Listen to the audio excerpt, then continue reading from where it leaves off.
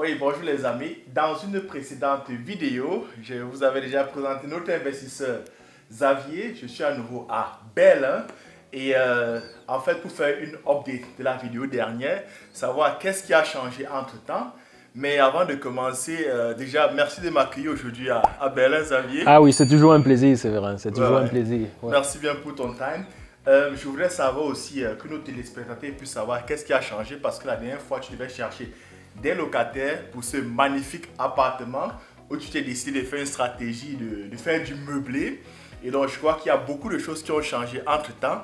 Mais avant de commencer, est-ce que tu pourrais te présenter pour ceux peut-être qui n'ont pas vu la vidéo précédente et qui se demandent, mais qui est Xavier? Ah oui, tout à fait. Déjà, c'est toujours un plaisir de te recevoir, hein. Voilà, donc j'essaie un peu d'être court. Moi, c'est Xavier Kougan. Je suis consultant SAP. Je vis à Berlin depuis plus d'une dizaine d'années, hein. Donc exactement, je ne sais plus, je peux dire plus d'une quinzaine d'années en fait. Oui, je suis aussi investisseur immobilier. Et voilà quoi, donc ouais, je crois que c'est tout pour moi. Il n'y a pas grand-chose à dire quoi. Ouais. Ah ouais, super. Et donc, ça, c'est pas ton premier bien que tu as. Je suppose que tu as, par exemple, tu as investi immobilier, on se connaît déjà depuis des années déjà. Ah oui, ah Et oui. puis, s'est beaucoup échangé un peu sur l'investissement immobilier. Je crois que quand on s'est connu, tu avais déjà un bien. Et avec le temps, tu as continué à acquérir d'autres biens. Et ceci, ça, c'est une nouvelle acquisition que tu as eu à faire. Quand est-ce que tu as acheté ce bien? Alors, déjà, comme tu le dis, avant de t'avoir connu en tant que, je peux dire, immobilier gourou, j'avais déjà un premier bien. Et avec le temps, bon, le portfolio aussi, il a commencé à s'agrandir. Mais je tiens aussi à dire que tu as été pour moi, je peux dire quoi, ce catalyseur-là, donc celui qui a permis de m'enlever cette peur-là de continuer dans l'immobilier. Le premier bien n'était pas forcément pour moi l'un de mes premiers, je peux dire, de mes premiers investissements. Il y avait beaucoup de peur. C'était, je peux dire, comme une sorte de Versuchskaninchen. Donc, mais avec le temps, j'ai compris qu'en fait, il n'y a pas, c'est pas la magie, hein. Oui. Il faut juste oser et surtout aussi, l'un des trucs qui m'a beaucoup plu, c'est le fait que tu m'aies aussi très tôt appris la différence entre un investisseur et un propriétaire immobilier. C'est très, très important pour la suite, en fait, quoi. Ouais, je me souviens très bien de ça parce que ton premier bien que tu avais acheté, c'était aussi en vous et quoi, et tu m'as raconté et tout, avec des gens qui géraient en fait tout le bien. Oui, oui, Je oui, je me suis rendu compte que tu ne sais même pas ce que tu as acheté. pas du Donc tu tout. étais un propriétaire, mais bon, tu disais être un investisseur. Vous avez compris que non, il faut qu'on aille un peu dans les détails. C'est important que tu comprennes ça parce que si tu ne comprends pas quelque chose, c'est que des personnes qui gèrent ce truc de full service qu'on vous offre là, on vous offre le full service, le full packaging, vous n'avez à rien faire, on s'occupe de vous, vous signez juste et puis on vous envoie l'argent chaque mois. Si vous faites ce genre de truc, vous ne pourrez jamais scaler. Je crois que, et ça tu t'es rendu compte quoi. Oui, oui, très, très vite. Heureusement, très, très vite. Sinon, j'aurais fait la première, bon, je peux dire erreur, mais j'ai aussi, certes, c'est une erreur, mais j'ai aussi beaucoup appris à travers cette erreur, quoi. Le premier bien, comme tu le dis, tu te rappelles bien aussi, c'est à Hambourg, toujours, je crois que c'est un petit appartement et tout. Là, j'étais encore dans mes essais. Mais les autres biens qui sont venus après, je crois que là, je commençais déjà à comprendre, disons, ce que je faisais. Ouais, c'est ça. Ouais, ouais. Parce que ce n'est que quand tu comprends, ce n'est que quand tu comprends ce que tu fais, que tu peux scaler, que tu peux encore agrandir ton portfolio. Et pour moi, je dis, l'immobilier, c'est aussi le cas d'apprendre. Avec le premier bien, tu apprends. Si déjà ton premier bien, tu commences à déléguer déjà la gestion, tout déléguer, et, comment est-ce que tu vas grandir? C'est vrai, il faut déléguer les choses, mais pour déléguer, il faut comprendre. Parce qu'après la déléguer, il faut contrôler. Or, tu ne peux contrôler que ce que toi tu connais. Si tu ne connais pas, tu ne peux pas le contrôler. Donc je suis très content du chemin que tu as pris parce qu'on faisait d'abord dans les groupes WhatsApp, maintenant c'est Emojize officiel. Tu t'es mis la dernière fois à ce workshop qu'on avait fait à Bamberg. Oui. Un échange assez intensif, ça portait aussi sur cet appartement, la rénovation de cet appartement. Où tu as eu quelques informations de notre part, cet accompagnement. On a vu dans la salle de bain que tu as fait comme à Bamberg dans un de nos projets. Ah oui, du copy-paste, Je hein. voudrais Ouais. qu'on en parle encore de cet appartement. C'est combien de pièces? Quand est-ce que tu l'as acheté? C'était dans quel état? Parce que j'imagine que ce n'était pas dans cet état-ci. Ok, Gain, je vais te parler un peu de l'histoire de cet appartement. Dans la précédente vidéo qu'on a eue, il s'agissait, enfin c'est le même appartement, hein, donc c'est le même bien, on ne parle pas d'un autre bien, c'est le même bien dont on a déjà parlé. Il s'agit ici d'une pièce, un appartement situé au sud de Berlin, à peine 40 mètres carrés. Je l'ai eu il y a 2 ans.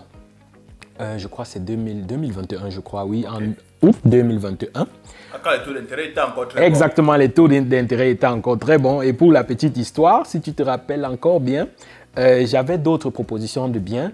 Et ce bien, si je ne voulais même pas, j'étais pas trop flatté de le prendre. Mais après notre entretien, tu m'as fait comprendre que non, vas-y, les taux d'intérêt sont bons et tout et tout. Et j'avais encore parallèlement 2 autres biens. Et je voulais juste prendre un et laisser l'autre et tout et tout et tout. On a eu vraiment on a eu un très bon échange où tu me montrais aussi comment calculer les brutto rendits et tout et tout. Donc, beaucoup de types. Et ça m'a permis d'avoir cette année-là plusieurs biens de manière parallèle. Ouais. Et celui-ci, bon, pour la petite histoire, c'était l'un des biens les moins, je peux dire, le plus mal un mauvais état, dans un état vraiment piteux, quoi. Okay. Donc je peux dire, comme au pays on dit souvent, c'était vraiment tchakala dans le bien-ci. Mais bon, voilà, le prix aussi, il était intéressant. Et à cette époque-là, les taux d'intérêt avoisinaient, flirtaient avec les 1, je sais plus combien, 1,3%. Donc c'était encore compréhensible. Et voilà quoi, donc j'ai pris ce bien. Il était habité ou bien c'était vide? Justement, le bien était déjà habité. Il y avait, je crois, c'était des flüchtlings, ça s'appelle comment en français déjà, désolé. C'était des réfugiés, c'était 2 réfugiés qui vivaient ici et je crois 2 Afghans, hein, oui. Ils vivaient ici et bon, voilà, c'était dans un état piteux et les gars fumaient dans l'appart. Et avec le temps, bon, je me suis rendu compte qu'ils étaient même à plus de 2 à vivre ici dedans et tout et tout. Mais bon, moi, ça ne me dérangeait pas du moment où le loyer était, les gars payaient leur loyer et tout. Bon, c'était pas eux qui payaient, c'était aussi l'État, quoi. Je crois qu'il n'y a pas mieux. Le service social, il n'y a pas mieux garanti pour un investisseur que quand c'est l'État qui paye aussi son truc. Mais il ne faut pas aussi regarder seulement le mythe, il faut aussi regarder l'état de ta maison, quoi. Tu vois, donc, mais je savais déjà ce que j'achetais, pourquoi j'achetais, et je savais que les prochaines 2-3 années, je devais faire des grands travaux de rénovation. Mais le truc que je ne savais pas, c'était les taux d'inflation. Tu vois un peu, donc personne n'a vu ça venir en fait, que l'inflation, la guerre en Russie qui a eu un très grand impact dans cette inflation, les prix du matériel et tout. Donc à cette époque, j'avais tablé, disons, une somme X que j'avais déjà un peu mis de côté pour les rénovations dans 2 ou 3 ans. Et cette somme X là, aujourd'hui, elle s'est retrouvée à X au carré, quoi. Ça, c'est clair. Donc si je comprends bien, tu avais acheté cet appartement dans un état délabré et qui était encore occupé, mais tu savais déjà que tu devais le rénover, le retaper bientôt. Et en fait, pour optimiser ta rentabilité. Donc, tu avais déjà prévu, tu avais un budget, sauf que tu n'avais pas compté avec l'inflation et tous les événements qu'on a vécus. C'est ça, non? Oui, exactement. C'est justement ça, quoi. Donc, quand j'achetais, le bien, il a été vendu déjà avec les mythes dedans, à l'intérieur, avec les locataires à l'intérieur. Et bon, je savais déjà combien ils payaient et tout. Et j'avais déjà mon exit stratégie, en fait. Je savais déjà que, bon, d'ici 2 ans, 3 ans maxi, ils vont sortir, je vais rénover, je vais retaper et pour essayer un peu d'avoir une rendite un peu plus intéressante, quoi. Donc j'avais déjà ce concept. C'est exactement pour la raison pour laquelle je m'étais décidé pour ce bien, disons, à l'époque vraiment délabré. Ouais. Et je suppose qu'il n'y a pas beaucoup de gens qui se bousculaient pour ça parce que quand le bien est délabré, tu n'as pas beaucoup de personnes. Et toi, en tant qu'investisseur, quand tu t'y connais avec les rénovations, c'est aussi un plus que tu as par rapport aux autres investisseurs, aux autres acheteurs qui viennent dire « Oh, c'est délabré, je n'achète pas. » Mais toi, tu dis « Écoute, je vais acheter. » C'est un peu ce que nous faisons aussi à Emojize. Nos biens qu'on achète, ce n'est pas des biens qui brillent comme ce bien-ci. Moi, si j'entre ici, quelqu'un me dit qu'il vend ça, moi, il ne va pas acheter parce qu'il sait que non, lui, il comprend le secret. Hein. Chien ne mange pas chien, on est nous-mêmes chasseurs. C'est entre nous, c'est entre nous. Chasseur. Moi, je vais prendre ce qui est délabré parce que c'est en même temps de ces biens délabrés là que tu as cette possibilité de runterhandle le price, de discuter le prix, d'aller en discussion et puis d'obtenir, d'acheter à un très bon prix. Bon, maintenant, pour faire sortir, je crois que pour rénover ça, tu ne peux pas rénover avec les locataires à l'intérieur. Comment tu as fait? Parce que je ne les ai pas vus ici. Hein. Ah oui, c'est une longue histoire. C'est une très très longue histoire. Déjà pour enchérir ce que tu dis là, Moi, c'est le genre de bien si que je cherche même, quoi. Ce qui est gâté là où tout le monde fuit, c'est ce que moi, je veux avoir, quoi. Parce que, bon, c'est dans la boue que on connaît aussi, enfin, de très bonnes choses sont cachées. Donc, revenons sur l'histoire des deux Afghans enfin, angeblich deux Afghans qui vivaient ici, là-dedans. Bon, ça a été un parcours du combattant, hein. On s'était arrangé en fin d'année 2022. On a eu beaucoup de communication, beaucoup de conversations. Et je leur ai fait part de mon intérêt d'arrêter le contrat de bail. Eux, ils étaient d'accord parce qu'eux-mêmes aussi, ils étaient conscients de l'état de la maison, quoi. Parce que l'année dernière seulement, j'ai eu à faire 4 visites ici. Ils disaient que tantôt le chauffage ne marchait pas bien. Tantôt, c'est un boulon, je ne sais pas où, qui commençait un peu à déranger, quoi. Et le truc aussi, c'est que ça, c'est pas mon hop berouf, quoi. Je fais ça juste au cinéma, j'ai mon hop berouf. Et tu vois, quand tu travailles, tu as tes jeans rise et tout, tu rentres à la maison. Tu n'as pas aussi ce temps de tout le temps aller à gauche, à droite pour rendre visite aux locataires et tout. Donc, à un moment, moi, ça m'agaçait, quoi. Donc, on s'est arrangé. Et on a trouvé un terrain d'entente. Ils m'ont fait comprendre que oui, ils vont quitter en mi-2023. Donc, c'est arrangé pour mars même. C'était en fait prévu pour mars 2023 où ils devaient quitter. Donc, ils ont eu pratiquement un an de temps. Je leur ai donné pratiquement assez de temps pour chercher un nouvel appartement. Ils ont signé le tout, le Bechtel-Tigoum et tout. C'était propre, quoi. Bon, en mars, alors, je crois en début d'année, je leur ai encore fait un rappel que, bon, voilà, j'espère que vous êtes conscients et vous cherchez vraiment là où vous allez vivre et tout. Il n'y a pas de réponse. Je dis, OK, bon, voilà. J'attends en février, mais là, maintenant, je demande, ils disent que non, ils n'ont pas encore... Bon, je me suis rendu compte qu'ils n'ont pas vraiment commencé à chercher. Et dans ma stratégie, j'avais prévu, au cas où ça ne marche pas en mars, au cas où ils ne sortent pas en mars, j'avais ajouté 3 mois, quoi. Donc, j'avais mis un pouffa quand même. Bon, mars, avril, mai, juin, je savais que fin juin, c'était pratiquement la dernière période pour qu'ils quittent, quoi. Tu vois un peu, je leur ai encore accordé ce sursis-là de 3 mois. Et après 3 mois, même les 3 mois-là, les gars ils ne voulaient pas sortir, ils ont dit qu'ils n'ont rien trouvé et tout. Et c'est là où, bon, je peux dire, mon calvaire a commencé avec eux. Tu te rappelles très bien des nuits blanches que j'ai eues.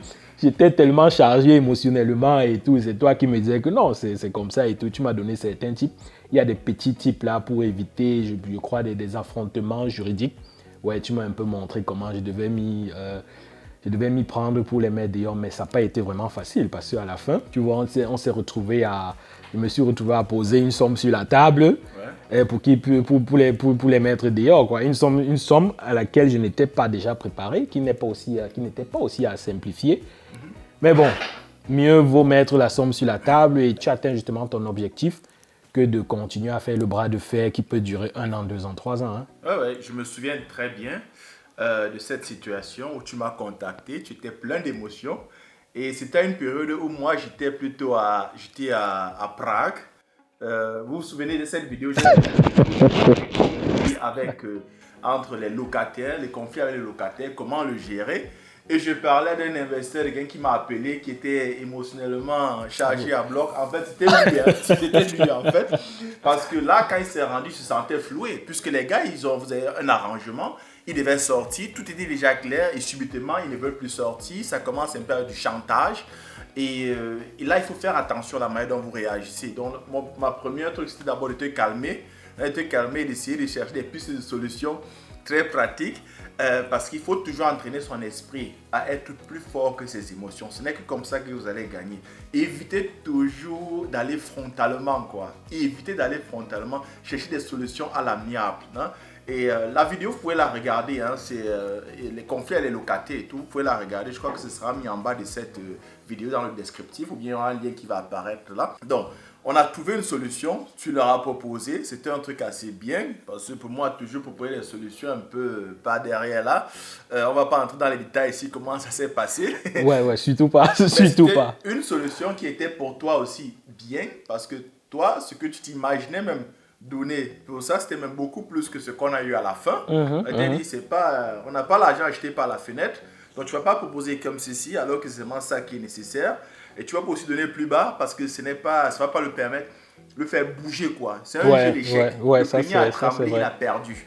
Donc il faut toujours trouver là où ça arrange les deux parties. Ce que tu as fait et puis ils sont sortis. Exactement, ça c'est le côté, je peux dire le côté psychologique et émotionnel de l'investissement que je suis encore en train de travailler, quoi. Donc je n'avais jamais été face à ce dilemme, quoi. Moi je crois l'homme à travers ce qui me montre, ce que je vois. Et là j'étais vraiment touché à la fin du mois, ou bien à 2 semaines de l'approche du contrat de résiliation.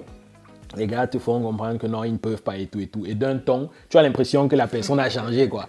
Parce que non seulement il vit chez toi et tout, il commence à parler chapitre ceci, la loi dit quoi de ceci et tout. Et en plus, on appelle ça quoi, le Vonsamt écrit, ils sont partis au Mietverbund et tout et tout et tout. On te bombarde avec les lettres, un truc auquel je n'étais vraiment pas préparé, je n'avais aucune expérience. Directement, je te dis que mais les dieux te sont tombés sur la tête, tu vas gérer ça comment et tout et tout. Or, le premier truc à faire, c'est comme tu dis là, il faut vraiment se calmer et tout et tout. À tout problème, il y a toujours une solution. Et voilà, grâce à toi, on a pu trouver un terrain d'entente et bon, voilà. C'est vrai, bon, j'ai posé l'argent sur la table en fin de compte, mais mon idée de départ, c'était de poser beaucoup pour qu'ils puissent dégager, quoi. Ouais. Et bon, voilà, à travers certaines stratégies, il y a des pistes, il y a des manières, il y a aussi cet aspect psychologique qu'il faut aussi vraiment apporter. Bon, ça a payé ses fruits, quoi. Pour moi, tu n'as même pas perdu de l'argent, tu as vraiment gagné. Tu as vraiment gagné en temps, en énergie. Il vaut mieux souvent sortir de l'argent ou éviter des conflits. Tu n'as pas le temps de ces conflits inutiles avec ce genre de personnes. Je dis, trouvons une solution, qui est valable pour eux, sans qu'ils ne te fassent saigner, mais en même temps aussi une solution qui les pousse à aller très rapidement à sortir, que vous trouvez un arrangement, quoi. Et il fallait aussi faire attention un peu à ta manière de te comporter, hein, parce que c'est que moi tu voulais rentrer de force avec des gros bras, fous les choses à la bête. Comme au pays, non, gars. Comme au pays. On n'est pas comme au pays, quoi. Vous faites un truc pareil, c'est toi qui seras en faute, ça t'aurait vraiment coûté plus cher que cela ne t'a coûté, quoi. Donc ils ont finalement pu sortir et après tu as commencé les travaux. Exactement, ils ont pu sortir et j'avais déjà aussi organisé des équipes de travail, quoi. Donc c'est pour ça que j'étais tellement stressé, parce que s'ils ne sortaient pas, dans certaines équipes, j'avais déjà donné à plus de 20% quoi, d'avance et tout. Donc tout ça là, je ne pouvais plus reprendre l'argent, et mes travaux de 2023 que j'avais programmés, ça devait partir à l'eau et je devais seulement aller à 2024. Et le prix du matériel devait aussi certainement encore doubler ou bien gonfler et tout. Donc j'avais beaucoup à perdre si les gars continuaient, si le bras de fer ne cessait pas. J'avais vraiment beaucoup à perdre. Donc pour revenir sur le sujet, dès qu'ils sont sortis en fin juin. Quand je leur ai posé le truc sur la table et tout, on a trouvé notre entente, ils sont sortis, j'ai repris mes clés.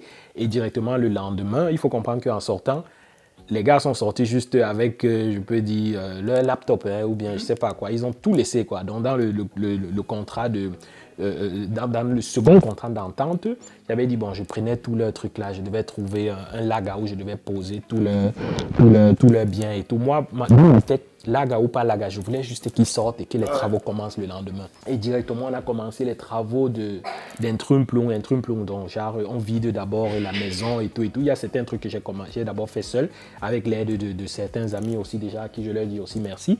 Donc, on est pour vider un peu l'appartement, porter les trucs, envoyer à... ici, ça s'appelle BSR, tu vois, une entreprise où on jette un peu je peux dire quoi, les déchets domestiques ou bien les restes de bois et tout. On a posé tout là-bas. Et bon, mon équipe directement a commencé le travail, quoi. Ouais. Non, mais c'est super bon ce que vous avez fait dans la précédente vidéo. On avait vu à quoi, on avait fait la visite de l'appartement. On ne va pas la reprendre aujourd'hui. Tu as super bien fait. Et là, tu avais commencé les visites aussi, parce que là, maintenant, c'est la seconde partie. Après, on a terminé de faire un si bel appartement. Il faut maintenant que ça y est les rentrées d'argent. Il faut que l'argent dîne. Non, c'est clair. Et donc là, tu as commencé avec les visites. À quel niveau tu te trouves? As-tu trouvé le candidat idéal? Oui, ça c'est vrai. Les choses ont beaucoup changé, les choses ont beaucoup évolué. Donc, j'ai déjà sous la main... un très bon profil qui va, je crois, d'ici la semaine prochaine ou bien lundi prochain, oui, qui va déjà à Incien, quoi. Okay. Et il faut comprendre aussi que j'ai eu énormément de visites et à la fin, c'était pour moi j'étais un peu überfordert avec les documents.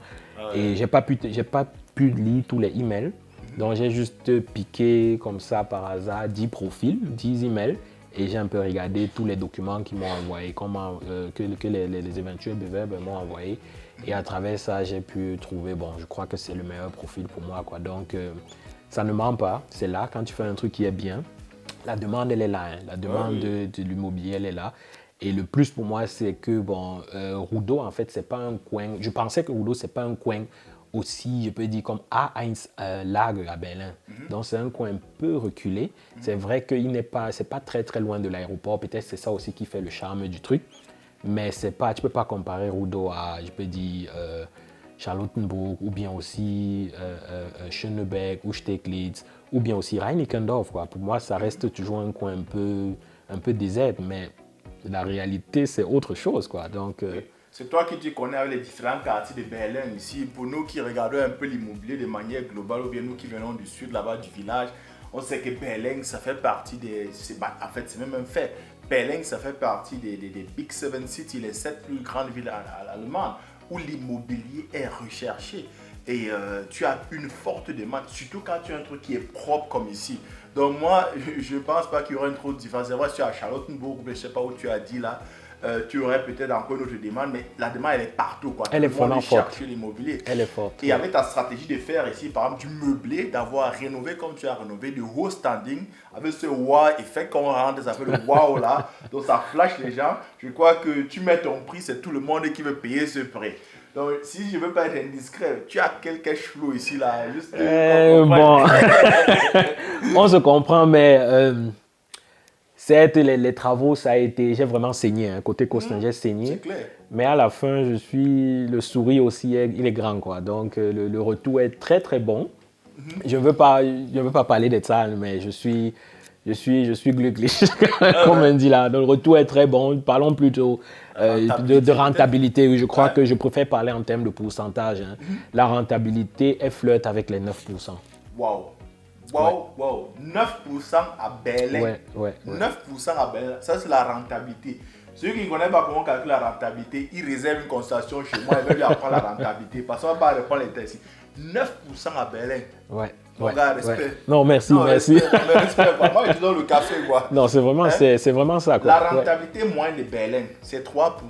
Tu as pas 3,26. 3%, c'était 2,5%, disons 3% en moyenne. 3% en moyenne. Toi, tu as 9%, tu flottes avec les 9%. Et actuellement, quand on prend le taux de remboursement, donc l'annuité moyenne actuellement, c'est 6%. Donc, taux de remboursement plus taux d'intérêt, 6%. Donc, si tu as même acheté le bien là actuellement, tu aurais 6% que tu dois déjà rembourser en toi à la banque. Bon. Et après, tu as ta rentabilité moins que 9%. Tu aurais quand même 3%. C'est vrai, une petite partie qui vient pour compléter les niches comme Lagerfeuerkosten. Mais quand même, disons, à moins, tu as un 3% qui reste. Donc, tu es dans un plus à cause de cette stratégie. Justement. Et là, je ne pense pas que tu as acheté ce bien avec les taux d'intérêt actuels. C'était avec les taux d'intérêt de c'est les anciens, oui, c'est les anciens taux d'intérêt, quoi. Donc, c'est les anciens taux d'intérêt. Mais comme tu dis, même si j'avais acheté avec les taux d'intérêt actuels, je devais toujours tirer mon épingle du jeu, quoi. Wow. Ouais. Non, vraiment, je dis, ça c'est respect, quoi. Ça, il faut respecter. Ça, c'est une très bonne stratégie. Voilà comment, avec une stratégie pareille, tu as investi, tu as optimisé ta rentabilité. Et là, maintenant, tu as un bon cash flow. Hein, donc, tu restes comme ça, là, en plus de ton salaire principal. Voilà le truc qui est un bon cash flow. Et tu pourras rapidement ici payer cet appartement sans tout te casser. Ça couvre tous les frais. Tu as encore le cash flow que tu pourras utiliser maintenant pour rebondir, pour investir ailleurs. Justement, le cash flow qui en sort de cet investissement-ci, c'est pas pour aller, pour le laisser encore dans la banque, quoi. Ouais. Comme on l'appelle comment, père riche, père pauvre le dit. Donc, quand ça entre, il faut aussi penser à investir. Parce que plus il reste dans la banque, c'est vrai, c'est bien, tu te lèves le matin, tu tapes ton compte bancaire, tu vois, tu souris, c'est là. Mais l'État aussi, plus ça entre, l'État aussi va dire attention, il y a là-bas, donc on t'envoie encore des redressements fiscaux et tout. Donc il faut aussi penser à continuer dans la même vague, quoi. Plus ça entre, il faut aussi que ça ressorte et vice-versa. Et faire des investissements. Exact. Donc pour ceux qui nous écoutent, là, les petites qui nous écoutent et qui pensent qu'il y a l'argent chez Xavier, il n'y a plus rien de ça. C'est un Teufelkreis, On va se mentir, comme on dit là en allemand, Blutgelegt, c'est ça, non? Ouais. On continue seulement. Donc, je tiens aussi à dire aussi que le chemin est long. Le chemin est vraiment long. Et tant que tu n'as pas le space dans ce domaine, quoi, je crois que tu es falche en fait, quoi. Si tu n'as pas si tu n'as pas le space là-dedans, tu fais juste pour de l'argent et tout, tu vas pas faire long chemin. Il faut vraiment avoir le space là-dedans. Il faut la passion. Il faut la passion, vraiment. Il faut créer le temps. Le temps d'abord, c'est, je crois, c'est le premier ingrédient. Hein. Il faut créer le temps. Le temps, personne n'est là. Hein. Nous tous, on travaille et tout. Mais quand quelque chose te tient vraiment à cœur, tu trouves le temps. Je ne peux pas compter les jours ou bien les nuits où je me retrouvais ici dans l'appart parce que bon, je sors peut-être du drive ou bien du boulot, je suis fatigué. Je rentre à minuit à la maison. Au lieu de dormir, je consulte un peu peut-être mes SMS, mes emails. Je vois que bon, tel chargé de travaux ici te dit bon, il y a tel truc et tout. Tu démarres, après le lendemain, tu vas encore partir ailleurs. Je quitte la nuit, j'arrive ici peut-être à 1h. Souvent, je venais ici même à 1h30, 2h, parce que je venais juste vérifier un truc ici qui avait peut-être, pour contrôler le travail. Ça, c'est des trucs, ça, c'est je peux dire des exceptions que tu ne peux pas te permettre tant que tu ne trouves pas le space là-dedans, quoi. Oui. Donc, quand tu as le space quelque part, et surtout là où tu sais que tu as mis beaucoup d'argent, tu trouves le temps, quoi. Oui, et ça, c'est important de le savoir. Vous devez avoir la passion pour investir dans l'immobilier. Ce n'est pas des investisseurs. Je ne parle pas d'acheteurs de biens immobiliers. Hein, parce que les acheteurs de biens immobiliers, il ne faut rien. Tu signes quelque part. Mais être investisseur immobilier, ça exige beaucoup de vous. Ça exige un certain engagement. Que vous occupiez vraiment de votre bien. Essayez d'entrer là-dedans. Essayez vraiment de comprendre. Acheter le bien immobilier, ça c'est le truc le plus simple qui existe pour chacun, quoi. Donc tu as dû investir beaucoup de ton temps ici. Aussi beaucoup de l'argent. Voilà pourquoi je vous dis, si vous voulez investir dans l'immobilier. L'immobilier, ce n'est pas pour ceux qui ont faim. Je vois beaucoup, ils partent d'abord au pays, démarrent la porcherie, les terrains, tout ça meurt, les poules meurent et tout, on arrache le terrain. Maintenant, ils commettent trop de péchés financiers en Afrique. Et pour ressortir de là, ils se retrouvent ici avec des crédits. Déjà, quand il a commis ces péchés financiers, ils se retrouvent ici avec des crédits de consommation. La moitié du salaire part dans les crédits de consommation qu'il avait contractés pour faire ces éléphants blancs de projets en Afrique. Et maintenant, quand il est coincé, quand l'eau lui atteint jusqu'ici, il se rabat maintenant sur l'Allemagne. Il vient me voir dans mes consultations, bien il cherche un bien immobilier, il te dit écoute, le bien immobilier, si ça doit laver mes péchés financiers qu'il a commis. Non, on ne fait pas comme ça, quoi. On n'investit pas dans l'immobilier en Allemagne quand on a faim.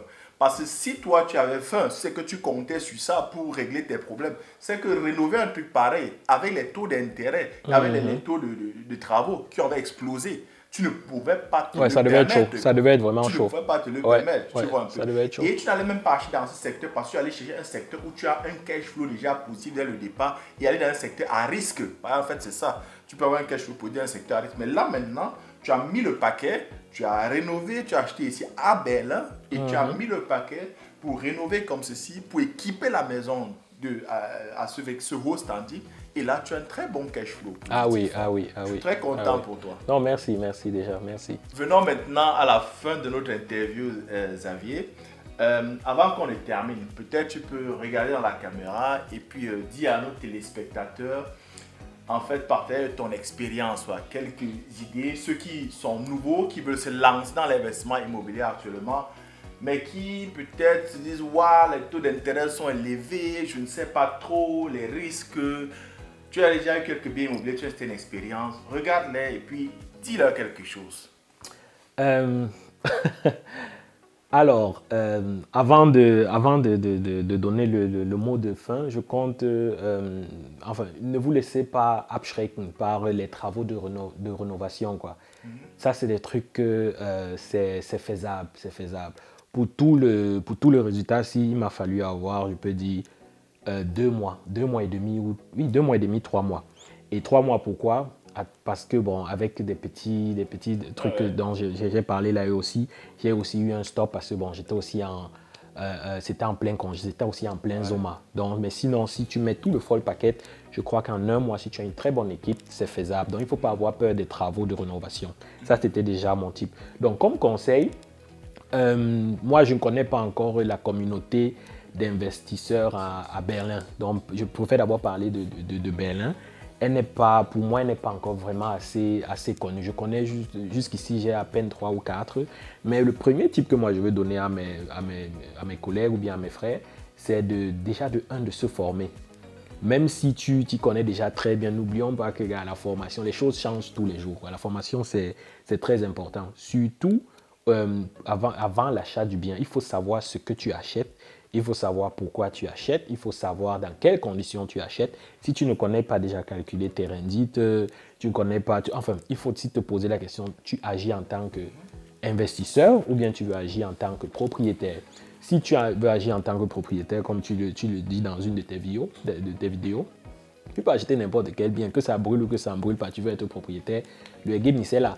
Mais si tu veux agir en tant qu'investisseur, il y a beaucoup de paramètres qu'il faut vraiment connaître, quoi. Tu ne peux pas dire que bon, voilà, ce bien-ci, il est important parce qu'il se situe, je peux dire, au centre de Berlin. Non, ça ne suffit pas. Il y a beaucoup de paramètres et ça, c'est des choses que ce n'est que dans la formation et sur le terrain que tu peux apprendre. Oui, comme tu l'as si bien dit, la formation, ça c'est le mot magique, la formation. Les gars, formez-vous. La formation ne coûte, la formation mais la connaissance, ça ne coûte rien. C'est l'ignorance qui coûte cher et ça se paye cash, surtout actuellement. Actuellement, le marché de l'immobilier ne pardonne plus les erreurs des débutants. Si jusqu'en 2021, là, on avait les erreurs débutants, tu pouvais faire, et puis le marché était allé seulement vers le haut, ça pouvait te parler. Mais actuellement, ça ne pardonne plus. La stratégie de try and error, donc j'essaie aussi comme ça, la Dieu au contrôle, on va voir. Les gars, ça ne vous amènera à rien. Faites-vous former. Et faites-vous former par quelqu'un qui est aussi lui-même actif dans l'immobilier, qui est sur le terrain, parce qu'il y a une différence entre l'immobilier et la théorie et donc la pratique. Voilà pourquoi nous offrons régulièrement des workshops où Xavier était là. Il a entre autres vu comment est-ce que nous rénovons. Et c'est là où il a eu ses idées, avoir aussi ce courage de savoir que c'est possible. Il peut aussi rénover comme ça. Bientôt, nous allons offrir des programmes de formation. J'espère avant la fin de cette année. Je sais que ceux qui m'écoutent vont dire, celui-là avec ses promesses, là c'est trop de chantier. Mais non, on y travaille là-dessus. On va le mettre en place dès que ce sera disponible. Vous serez informés. Et ça, c'est pour aider la communauté vraiment à se développer dans le domaine de l'immobilier, qui est un domaine qui va nous permettre d'assurer notre avenir, celui de nos enfants, de dégager les capitaux pour plus tard. Et la formation, on met à disposition. Celui qui veut prendre, celui qui veut ne prend pas. Nous, on ne vit pas de la formation. Nous sommes des investisseurs, quoi. Donc, ce sera mis à disposition. En dehors de la formation, est-ce que tu as encore d'autres conseils à donner aux nouveaux, quoi? Ou bien quelqu'un qui est aussi déjà propriétaire? Ouais, bon, je peux... oui, il y a beaucoup à dire quand même. Il y a beaucoup de trucs et il ne faut pas seulement rester chez soi, lire les documents, lire les bouquins, lire les vidéos sur Facebook. Il y a tellement de vidéos sur l'immobilier sur Facebook, quoi. Celui qui va sur YouTube, tu écris seulement immobilier, tu vas voir au moins 100 va être fort qui vont sortir, quoi. Il y a beaucoup ne nous limitons pas seulement à écouter les vidéos, les podcasts et tout, et à dessiner son chemin et tout. Il faut aller dehors, quoi. Il faut aller, même si tu ne veux pas acheter, va faire les Besichtigung. Même si c'est que tu n'as pas encore geplant d'avoir un immobilier les 3 prochains mois et tout. Sors quand même, quoi. Le fait il faut beaucoup marcher. Le fait aussi d'avoir beaucoup marché, aller je ne compte pas le nombre de Besichtigung que moi-même aussi, je suis allé faire et en rentrant, je savais déjà que le bien, c'était pas pour moi, mais je suis quand même allé pour développer déjà cette expérience-là, savoir comment les marques là, pensent, ou bien peut-être les propriétaires immobiliers qui veulent vendre aussi, comment ils réfléchissent et tout. Je crois que le fait d'assister à beaucoup de ce genre de Besichtigung, ça m'a aussi forgé, ça m'a aussi appris à comprendre un peu comment ça se passe, quoi. Donc, il faut toujours rester dans ce monde-là et il ne faut pas avoir peur, les gars. Il ne faut pas avoir peur. L'immobilier, c'est un truc, ça ne ment pas. Quand tes salles sont riches, le reste va suivre, quoi. Ça ne ment pas. Non, super Xavier, je confirme ce que tu es en train de dire. Il faut oser, il faut sortir de votre zone de confort. L'immobilier, ce n'est pas dans son canapé assis à développer les courbes de l'équation de l'investissement immobilier. On entend régulièrement les gens, quand je vais souvent on organise des soirées là, oui, des grosses paroles, on pouvait faire et tout ça. Les gars, l'immobilier, quand vous avez quelques bases déjà, parce qu'il faut avoir ces bases déjà de formation, pour savoir ce que tu cherches. Tu ne peux pas commencer dehors, tu ne sais pas ce que tu cherches. Dès que tu as déjà ces bases de formation, ces bases, ces connaissances de base, maintenant, c'est d'aller, c'est d'agir. Parce que, comme je lis un proverbe qui le dit, même un idiot qui se met en route arrivera plus rapidement à destination que 2 sages qui restaient assis à tracer l'équation de courbe de la route. Ce ne sera pas possible. Donc, il faut avoir le courage, il faut se former, il faut avoir le courage, il faut oser, il faut se lancer. Exactement, il faut se lancer. Surtout un dernier point, les crédits de consommation bêtes là. Évitons ça au maximum possible. Au maximum possible. Je crois que c'est l'un des trucs, ça peut être un très grand catalyseur pour un investisseur, mais ça peut aussi être sa ruine. Un peu. Il y a ça, les crédits de consommation. Et pour ceux qui veulent ou bien qui projettent d'avoir leur maison, parce que je cause aussi avec beaucoup d'amis, ils me disent toujours, bon, qu'est-ce qui est mieux? Avoir d'abord sa maison, enfin, je vais dire acheter sa maison. Sa résidence principale. Oui, sa résidence principale. Et après se lancer dans l'immobilier ou bien d'abord investir et avoir sa résidence principale. Je crois que c'est aussi un sujet très important. Les avis sont divergents, hein, les avis sont différents. Ça dépend aussi de beaucoup de paramètres. Mais pour moi, quand il s'agit de résidence principale, je préfère d'abord finir avec l'immobilier et à la fin, bon, je peux dire, jouir maintenant des résultats de ton investissement et te permettre peut-être l'achat de ta résidence principale. Mais comme je dis, c'est des idées qui se challengent. Ça dépend du plan de vie de tout un chacun. Si quelqu'un il est beaucoup plus à l'aise dans sa résidence principale, ben pourquoi pas. Si une autre personne il est à l'aise dans son site, il m'étonne. Pourquoi pas aussi, quoi. Ouais. Mais faisons aussi beaucoup attention au crédit de consommation. Tu prends un crédit pour acheter une grosse voiture, tu prends un crédit pour acheter, je sais pas, une grosse télé ou bien tel truc. Ça, c'est des choses qui te tuent vraiment, qui te rendent ta bonité, qui te foutent ta bonité en l'air, quoi. Ok, donc tu parles, donc le dernier point qu'il a trouvé important, le dernier conseil, en fait, ça c'était au niveau de l'hygiène de vie financière, avoir une bonne hygiène de vie financière, éviter les crédits de consommation parce que l'investisseur immobilier, quand vous allez demander un crédit à la banque vous scanne, vous devez être très propre. Éviter la vie de consommation, il faut travailler maintenant et c'est demain que vous allez manger les fruits de votre travail. Ne mangez pas la semence de votre boule. Votre semence est maintenant, pendant que parce que vous avez vu d'autres manger leur récolte. Non? Donc, pensez vraiment à vivre modestement, avoir une bonne hygiène de vie financière et tout vous réussira comme Xavier. Donc, merci de nous avoir accueillis ici, là, Xavier. Merci encore une fois de plus. Et je te souhaite beaucoup de succès ici. On se verra encore. On aura d'autres vidéos à faire. Et je serais très content que la communauté d'investisseurs immobiliers ici à Berlin puisse s'agrandir. Je parle des investisseurs immobiliers et je ne parle pas des propriétaires. Parce que moi, ce n'est pas les propriétaires que je veux les investisseurs immobiliers. Et si on a une antenne d'investisseurs ici, ce sera vraiment très agréable parce que c'est sur cette antenne que toute personne qui est en Allemagne peut aussi s'appuyer sur cette antenne ici. Je sais qu'après avoir fait par exemple ce travail ici, si j'ai un jour j'ai un bien immobilier à Berlin, je sais qu'au niveau des handwerkers, des artisans, toi, tu as les contacts. Là, tu peux me contacter. Tu as ces contacts. J'ai vu le boulot qu'ils ont fait, c'est super bien. Donc, merci beaucoup, Xavier. C'était un plaisir, c'est vrai. Ça fait plaisir. Ok. Ok. À la prochaine. À la prochaine. Ciao, ciao.